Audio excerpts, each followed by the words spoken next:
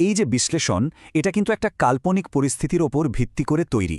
তবে এর প্রত্যেকটা উপাদান নেওয়া হয়েছে আজকের বাস্তব পৃথিবীর ভূ-রাজনৈতিক উত্তেজনা থেকে। প্রশ্নটা হলো, মধ্যপ্রাচ্যের এই বারুদের স্তূপে যদি সত্যি কোনোদিন আগুন লেগে যায়, তাহলে কি হতে পারে? ভাবুন, দুবাই শহর, মার্চ ২০২৬ সাল, আর ১০টা দিনের মতোই একটা ঝলমলের সকাল। সবকিছু একদম শান্ত ও স্বাভাবিক, কিন্তু সেই শান্তিটা বেশিক্ষণ টিকল না। সকালে চায়ের কাপে চুমুক দেওয়ার আগেই বিকট একটা শব্দে যেন পুরো শহরটা কেঁপে উঠল। এক মুহূর্তে, হ্যাঁ মাত্র এক মুহূর্তে সব কিছু পাল্টে গেল। শহরের ফায়ারমন্ট হোটেলের ঠিক উল্টো দিকে আকাশ চিরে নেমে এলো যেন এক আগুনের গোলা। শহরের এয়ার ডিফেন্স সিস্টেমগুলো সজাগ হয়ে ওঠার চেষ্টা করল, কিন্তু ততক্ষণে অনেক অনেক দেরি হয়ে গেছে। বুর্জ খলিফার পাশ দিয়ে ঝাঁকে ঝাঁকে ড্রোন আর মিসাইল ছুটে আসছে, আর তাদের জ্বলন্ত ধ্বংসাবশেষগুলো বৃষ্টির মতো ঝরে পড়ছে শহরের বুকে। মানুষ দিশেহারা হয়ে আশ্রয়ের জন্য ছুটছে। এমার্জেন্সি সাইরেনের শব্দে মানুষের চিৎকার, আর্তনাদ সব ঢাকা পড়ে যাচ্ছে। কয়েক মুহূর্তের মধ্যে পৃথিবীর অন্যতম নিরাপদ একটা শহর, দুবাই, হয়ে গেল এক জ্বলন্ত মৃত্যুপুরী। কিন্তু কেন এই হামলা? কারা করল এই ভয়ঙ্কর ধ্বংসযজ্ঞ? এর নাম দেওয়া হয়েছে অপারেশন এপিক ফিউরি। এটা ছিল আমেরিকা আর ইসরায়েলের একটা যৌথ সামরিক অভিযান।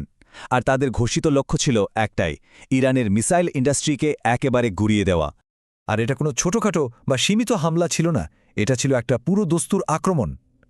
তেহরান, ইস্পাহান, কোম, ইরানের বড় বড় শহরগুলোতে একসাথে হামলা চালানো হয়। কিন্তু আসল উদ্দেশ্য কি শুধুই ইরানের মিসাইল ইন্ডাস্ট্রিকে ধ্বংস করা ছিল, নাকি এর পেছনে আরও বড় কোনো পরিকল্পনা ছিল? এই অভিযানের সবচেয়ে চাঞ্চল্যকর, সবচেয়ে বড় খবরটা এলো তেহরান থেকে।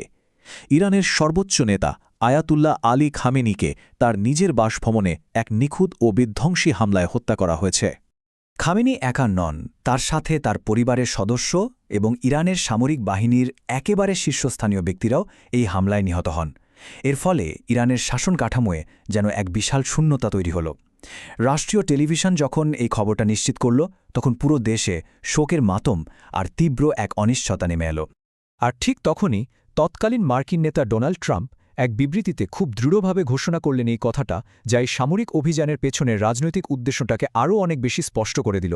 কিন্তু ইরানও চুপ করে বসেছিল না। খুব দ্রুতই তারা তাদের পাল্টা হামলা শুরু করে, আর এর সাংকেতিক নাম দেওয়া হয় অপারেশন ট্রু প্রমিস 4। তাদের লক্ষ্য শুধু ইসরায়েল ছিল না, বরং পুরো মধ্যপ্রাচ্য জুড়ে ছড়িয়ে থাকা মার্কিন আর তার মিত্রদের সব সামরিক ঘাঁটি। ইরানের প্রতিশোধ যে কতটা ভয়ঙ্কর ছিল তা এই সংখ্যাটা দেখলেই বোঝা যায়। ভাবা যায়, শুধু সংযুক্ত আরব আমিরাতের দিকেই ছোড়া হয়েছিল ১১৩৭টা মিসাইল। যদিও এর বেশিরভাগই আকাশ প্রতিরক্ষা ব্যবস্থা দিয়ে ঠেকিয়ে দেওয়া হয়, কিন্তু এত বিপুল পরিমাণে হামলা চালানোই ছিল একটা বিশাল বার্তা। শুধু মিসাইলই নয়, এর পাশাপাশি প্রায় ২,০০০ ড্রোন দিয়েও হামলা চালানো হয়, যার মধ্যে ১১৯৫টা প্রতিহত করা সম্ভব হয়। পারস্য উপসাগরের আকাশ জুড়ে তখন যেন আগুন আর লোহার এক ভয়ঙ্কর খেলা চলছিল। আর এই হামলার লক্ষ্যবস্তুগুলো ছিল খুবই গুরুত্বপূর্ণ। যেমন ধরুন, কাতারে আমেরিকার আল উদেইদ এয়ারবেস, বাহরাইনে মার্কিন ৫ম নৌবহরের হেডকোয়ার্টার, এমনকি সংযুক্ত আরব আমিরাত আর কুয়েতের সাধারণ মানুষের এলাকাও বাদ যায়নি। আন্তর্জাতিক বিমানবন্দর থেকে শুরু করে বিলাসবহুল হোটেল, সবকিছুই পরিণত হয় হামলার লক্ষ্যবস্তুতে। কিন্তু এই যে এত বড় একটা সংঘাত, এটা কিন্তু একদিনে তৈরি হয়নি। এর পেছনে আছে প্রায় ৭ দশকের অবিশ্বাস, শত্রুতা আর ষড়যন্ত্রের ইতিহাস। চলুন একটু পেছনে ফিরে দেখা যাক যে ইতিহাস আজকের এই আগুনের জন্ম দিয়েছে। এর শুরুটা হয়েছিল সেই ১৯৫৩ সালে, যখন আমেরিকার সমর্থনে ইরানের গণতান্ত্রিকভাবে নির্বাচিত প্রধানমন্ত্রী মোসাদ্দেককে ক্ষমতা থেকে সরানো হয়। এরপর এলো ১৯৭৯ সালের ইসলামিক বিপ্লব, যা আমেরিকা আর ইরানের সম্পর্ককে চিরদিনের জন্য বদলে দিল। দশকের পর দশক ধরে চলল এক চাপা উত্তেজনা। ২০১৫ সালে পারমাণবিক চুক্তির মাধ্যমে একটা শান্তির আশা তৈরি হয়েছিল বটে, কিন্তু ২০১৮ সালে আমেরিকা সেই চুক্তি থেকে বেরিয়ে গেলে পরিস্থিতি আবার আগের থেকেও খারাপ হয়ে যায়। আর সবশেষে ২০২৫ সালে ইরানের ভেঙে পড়া অর্থনীতি আর তীব্র গণবিক্ষোভ এই সংঘাতের জন্য চূড়ান্ত মঞ্চটা তৈরি করে দেয়। এই পুরো ঘটনার সবচেয়ে অবাক করা, সবচেয়ে বিরোধাভাসীর দিকটা হল, হামলার ঠিক আগের দিন ওমানের অর্থমন্ত্রী ঘোষণা দিয়েছিলেন যে আমেরিকা আর ইরানের মধ্যে একটা শান্তি চুক্তি প্রায় হয়েই গেছে, আর তার পরের দিনই শুরু হলো এই বিশাল সামরিক অভিযান। ওয়াশিংটন পোস্টের রিপোর্ট বলছে এই হামলার পরিকল্পনা চলছিল কয়েক মাস ধরে। তার মানে শান্তির আলোচনাটা ছিল আসলে একটা ধোঁয়াশা। এই আঞ্চলিক যুদ্ধের প্রভাবটা কিন্তু শুধু মধ্যপ্রাচ্যের মধ্যেই সীমাবদ্ধ থাকেনি। এর ধাক্কায় পুরো বিশ্ব অর্থনীতি এক গভীর সংকটের মধ্যে পড়ে গেছে। ভারতের জন্য পরিস্থিতিটা কতটা গুরুত্বপূর্ণ তা এই ছবিটা দেখলেই পরিষ্কার বোঝা যায়। ভারত তার মোট আমদানিকৃত তেলের প্রায় অর্ধেকই পায় হরমুজ প্রণালীর মাধ্যমে। যুদ্ধের কারণে এই অত্যন্ত গুরুত্বপূর্ণ সাপ্লাই লাইনটা এখন পুরোপুরি বন্ধ হয়ে যাওয়ার মুখে। এখন প্রশ্ন হল, ইরান যদি সত্যি সত্যি হরমুজ প্রণালী বন্ধ করে দেয় তাহলে কি হবে? তেলের দাম আকাশ ছোঁয়া হয়ে যাবে, বিশ্বজুড়ে মুদ্রাস্ফীতি নিয়ন্ত্রণের বাইরে চলে যাবে, আর অনেক দেশের অর্থনীতি হয়তো ভেঙে পড়ার উপক্রম হবে। এই ভূ-রাজনৈতিক খেলা আর অর্থনীতির জটিল হিসেবের মাঝে সবচেয়ে বেশি মূল্য চোকাতে হয় সাধারণ নিরীহ মানুষদের। আর এই যুদ্ধের সবচেয়ে নিষ্ঠুর, সবচেয়ে মর্মান্তিক রূপটা দেখা যায় ইরানের মিনাব শহরে। 100 এটা শুধু একটা সংখ্যা নয়, এটা হলো 100টা নিষ্পাপ জীবনের গল্প, যা শুরু হওয়ার আগেই নির্মমভাবে শেষ করে দেয়া হয়েছে। মিনা শহরের একটা মেয়েদের প্রাইমারি স্কুলে দিনের বেলায় বিমান হামলা চালানো হয়।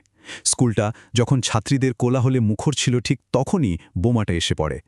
প্রায় 100 জন শিশু ঘটনাস্থলেই মারা যায়। আর এই ভয়ঙ্কর ঘটনার কিছুক্ষণ পরেই ইসরায়েলি সরকারের অফিসিয়াল টুইটার অ্যাকাউন্ট থেকে একটা বার্তা পোস্ট করা হয়, ইসরায়েলের আত্মরক্ষার অধিকার আছে।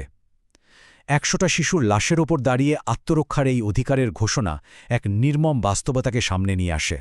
আজ হয়তো বলা হচ্ছে ইরানকে স্বৈরাচার থেকে মুক্ত করার জন্যই এই যুদ্ধ। আচ্ছা, এই একই কথা তো আমরা ইরাক বা লিবিয়ার ক্ষেত্রেও শুনেছিলাম, তাই না? কিন্তু ইতিহাস আমাদের কি শেখায়? স্বৈরাশাসকদের পতনের পর সেই দেশগুলোকে আদৌ শান্তি পেয়েছে, নাকি তলিয়ে গেছে আরও গভীর গৃহযুদ্ধ আর অস্থিতিশীলতার অন্ধকারে? শেষ পর্যন্ত ইতিহাস বারবার এটাই প্রমাণ করে যে বিদেশি শক্তির বোমায় গণতন্ত্র জন্মায় না, জন্মায় শুধু অনাথ শিশু, ধ্বংসস্তূপ আর প্রজন্ম থেকে প্রজন্মান্তরে বয়ে চলা প্রতিশোধের এক অন্তহীন চক্র। মধ্যপ্রাচ্যের আকাশে আজ যে ধোঁয়া উঠছে তা শুধু একজন নেতার মৃত্যুর চিহ্ন নয়, এই ধোঁয়া হয়তো মানব সভ্যতাকে এক নতুন এবং আরও ভয়ঙ্কর অন্ধকারের দিকে ঠেলে দেওয়ার অশনি সংকেত। ভবিষ্যতে এই ধরনের আরও ঐতিহাসিক ও শিক্ষামূলক ভিডিও মিস করতে না চাইলে ভিডিওটি লাইক করুন এবং সাবস্ক্রাইব করে বেল আইকনটি বাজিয়ে দিন। পাশে থাকার জন্য অসংখ্য ধন্যবাদ।